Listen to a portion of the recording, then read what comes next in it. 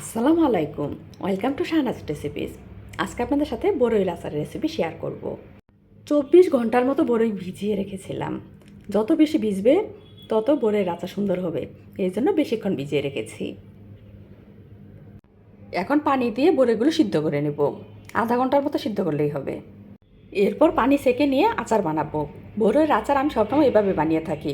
এভাবে আচারটা অনেক বেশি সফট হয়, খেতেও অনেক মজা লাগে। এখন এই বড়ির মধ্যে সবগুলো উপকরণ দিয়ে দিব।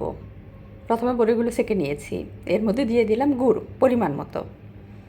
এরপর দিচ্ছি সরিষার তেল, অল্প করে দিয়েছি। আর এখন দিচ্ছি মরিচ গুঁড়া, আর দিয়েছি এখানে ধনে গুঁড়া আর জিরা গুঁড়া অল্প করে, আর দিয়েছি পাঁচফোড়ন গুঁড়া। এরপর দিয়েছি লবণ পরিমাণ মতো, আর দিয়েছি রসুন বাটা, আর দিয়ে দিলাম চিলি ফ্লেক্স। এখন দিয়ে দিচ্ছি ভিনেগার আধা কাপ পরিমাণ। রসুন ছেঁচেও দিতে পারেন, আমি বাটা দিয়েছি।